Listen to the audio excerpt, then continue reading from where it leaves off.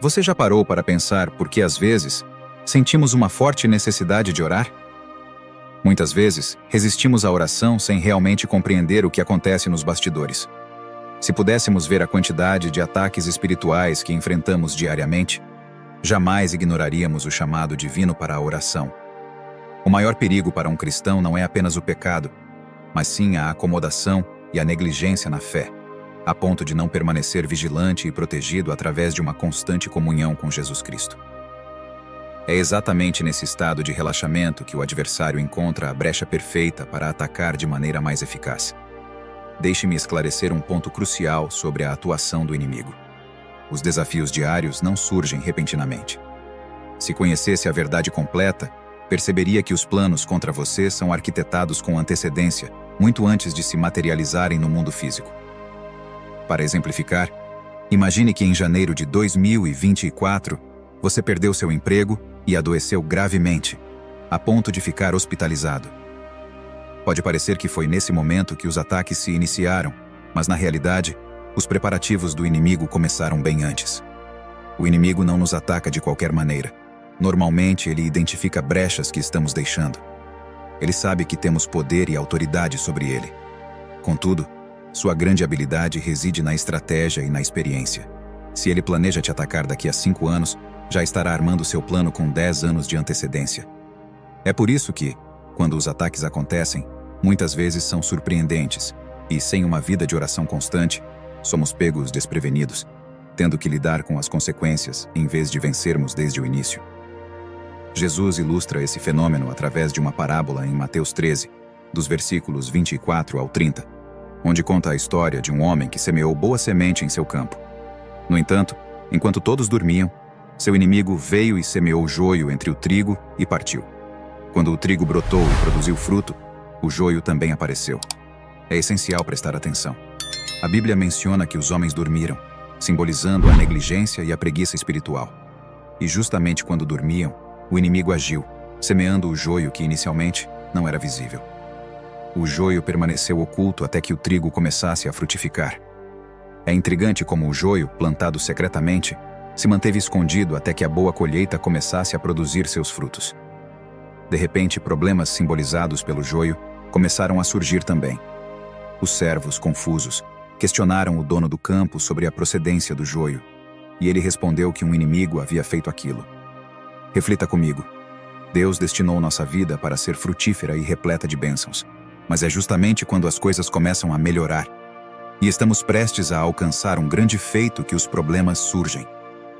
O inimigo tem o costume de plantar pequenas sementes de adversidade em nosso caminho, que permanecem em silêncio e sem grandes alardes até experimentarmos sucesso. Essas adversidades, que podemos chamar de problemas cronológicos, não surgem em momentos insignificantes da nossa vida. Eles permanecem ocultos, mas assim que nos aproximamos de uma grande conquista, eles se manifestam. Enquanto solteiros, pode parecer que não enfrentamos grandes problemas, mas basta mencionar casamento que os problemas surgem do nada. Ao se candidatar a um emprego e ouvir do gerente que sua promoção será finalmente considerada, é aí que o joio aparece. É por isso que o Senhor nos convoca à oração. Muitas vezes não percebemos a realidade espiritual por trás do que vemos no mundo físico. Por exemplo, há casos de pessoas que dormem e inesperadamente falecem durante o sono. Podemos supor que foi uma chamada divina, mas a grande realidade é que nem sempre é assim.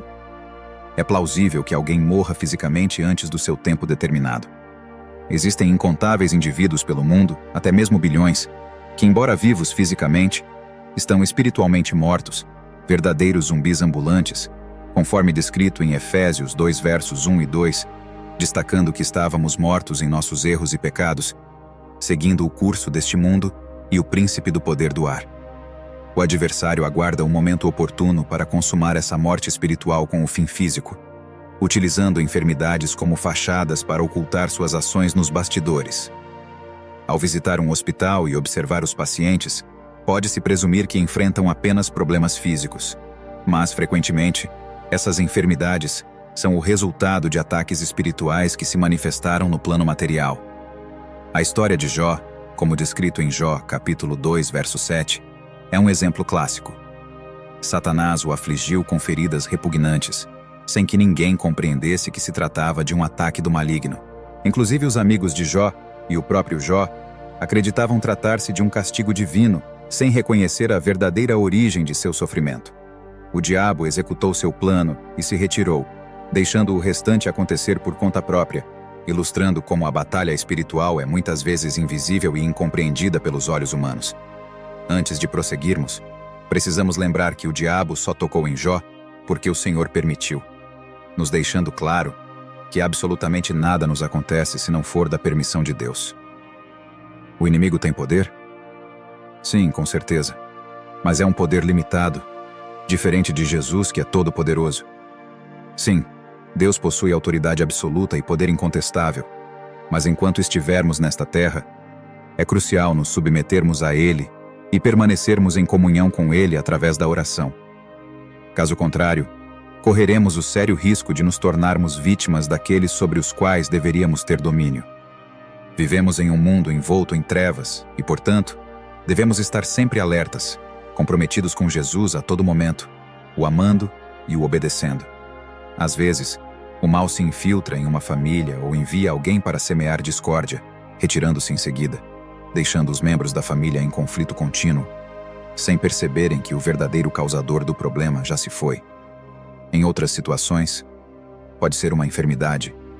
O adversário identifica alguém com grande potencial e implanta nessa pessoa uma semente de uma enfermidade, retirando-se antes que a pessoa comece a produzir frutos. E em muitos casos, quando essa pessoa começa a frutificar, é exatamente aí que os sintomas começam a se manifestar. Sem Cristo, as pessoas são consideradas mortas-vivas, ocupando corpos físicos temporários, o que dificulta a percepção imediata de ataques espirituais. Pois longe de Jesus, o inimigo pode nos ferir no reino invisível antes que se torne visível. Nem sempre percebemos imediatamente os ataques do inimigo, pois nem todo ataque tem um efeito imediatamente perceptível. Às vezes, os demônios agem como analgésicos espirituais, amortecendo a percepção do dano no momento do ataque, cuja extensão só se torna clara posteriormente. Imagine um proprietário que é rendido por ladrões enquanto sua casa é saqueada. Somente após ser libertado e avaliar o dano, ele compreende a extensão da perda. Da mesma forma, ataques espirituais podem causar feridas ocultas e graduais, que só são reveladas mais tarde. Histórias chocantes de crentes que morrem em acidentes nos fazem refletir, mas é crucial entender que o inimigo não faz distinção de pessoas baseada em sua jornada espiritual. Seu objetivo sinistro é sempre destruir destinos, independentemente de alguém se denominar cristão há 40 anos ou 40 dias, se isso lhe for permitido por Deus.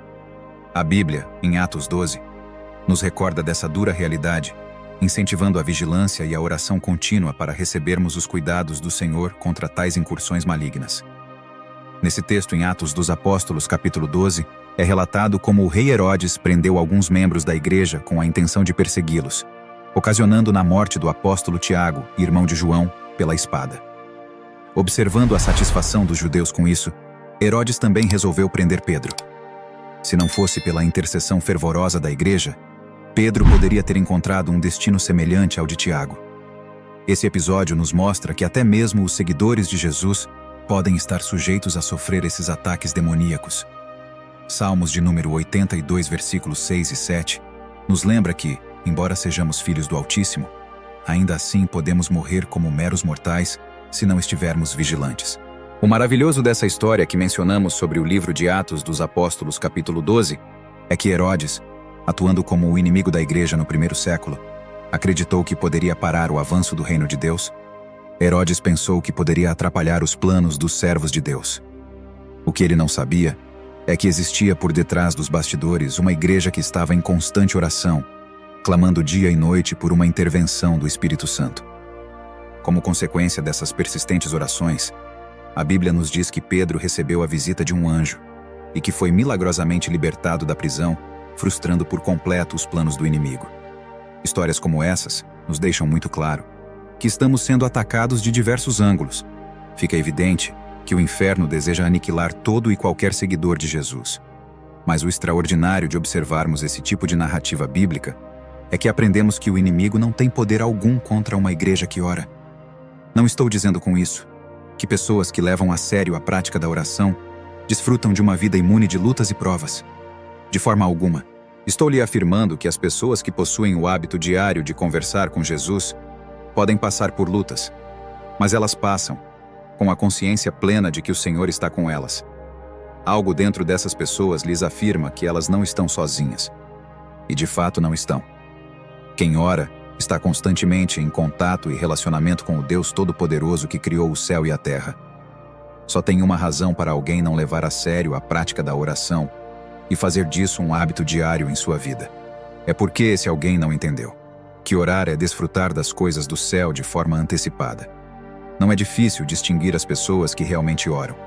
Isso porque quem ora é nitidamente uma pessoa diferente. A oração não é um monólogo onde apenas uma pessoa fala. A oração é um diálogo. Nesse diálogo nós falamos com Jesus. E Jesus fala conosco. Pessoas que estão em constante oração e comunhão com o Espírito Santo não se baseiam em seu intelecto ou experiência de vida em suas tomadas de decisões.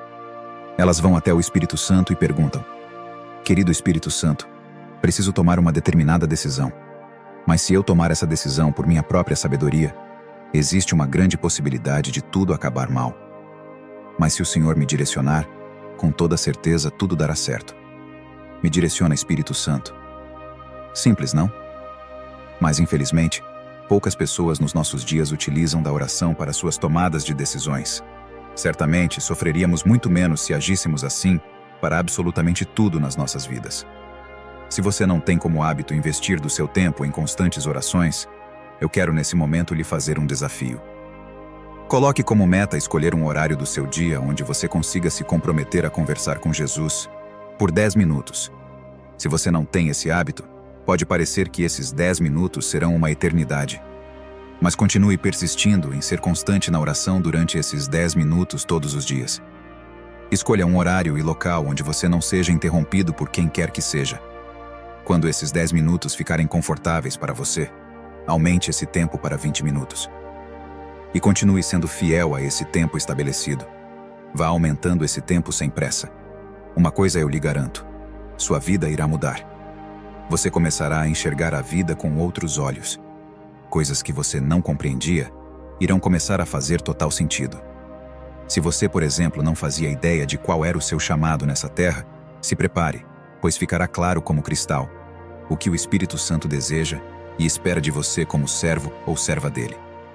Mas quem sabe, você que me escuta, não tenha nenhum tipo de força para começar a ter uma vida de oração. Isso porque você tem levado uma vida completamente cheia de pecados, uma vida repleta de atitudes que não agradam ao Senhor. Se esse é o seu caso e você deseja se arrepender dos seus muitos pecados, se você deseja de fato mudar de vida e assumir um sólido e verdadeiro compromisso com Jesus, eu lhe faço nesse momento um sério e decisivo convite. Convido você a colocar a mão no seu coração, fechar os seus olhos e fazer junto comigo a seguinte oração: Senhor Jesus, eu me arrependo dos meus pecados. Me perdoa por todos os erros que tenho cometido contra o Senhor. Me ajuda a melhorar. Eu lhe reconheço, Jesus, como o meu único e suficiente Salvador. Escreve o meu nome no livro da vida. Salva a minha alma. Faz morada em mim, Espírito Santo. Amém. Se você fez essa oração junto comigo, escreva nos comentários: Eu aceito Jesus, pois eu vou orar por você. Nos ajude a anunciar a mensagem prática do Evangelho. Inscreva-se no nosso canal. Curta e compartilhe esse vídeo com outras pessoas. Deixe nos comentários sua opinião e sugestão para novos vídeos. Que Jesus abençoe sua vida. Nos vemos no próximo vídeo.